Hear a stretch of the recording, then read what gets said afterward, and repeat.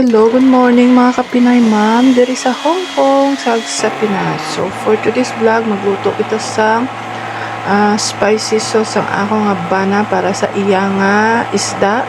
So, amo ni ang pagluto guys. So, kamo na bahala mag-slice dira. So, anuhon naton ang aton nga ibutang mantika tapos ang bombay. Amo ni ang pagluto ko guys. So, bombay lang ang nakabutang dara guys. Wala na ahos bombay. Kaya ara na dito sa aton nga ginhimo nga juice guys. Or blender naton nga mga panakot. So, first, naton ang aton nga karni. So, gisa-gisahon naton ang karni naton. So, amo ni siya ang karni nga oxtail guys. So, baka ini. So, namit ini siya guys. Basta lagaon mo lang siya sakto para maghumok siya. And then, gimutangan ko siya sang akon nga spicy nga ahos kag lang ini siya yun, guys. Nalipat ako sang pagbutang ko siya. Basta ahos ini siya guys. So, ahos kag lang ni siya guys, sili. So, tapos gimutangan naton sang tubig.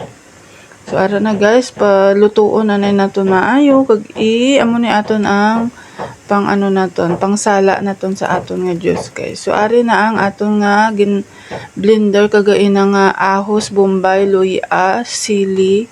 So amo na ang aton nga guys, blender. Ara na guys. So i-blender na siya guys kag ang aton na nga ang iya lang nga juice guys. Hindi na naton pag ilunod ang mga guys tanan kay iba ang lasa sini guys pag ilunod mo siya tanan. So, kailangan i-juice lang siya guys. Ara. Diba? So, thank you so much guys sa pagtanaw sang aton nga sang akon nga video. Ayan. Salamat kid. Ara.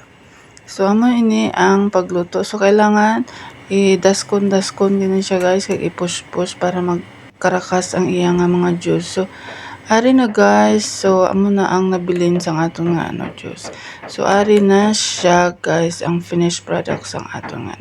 Tapos, ari ang hito siya guys. So, naka-dry ini siya guys. So, gasan na nato kay syempre hindi naton balaang kung nahulog ba ini sa dito sa Africa. So, kailangan hugasan naton ini siya bago ilunod sa aton nga sinabawan. So, ari na siya guys. Salamat kaayo kay luto ng aton nga sudan.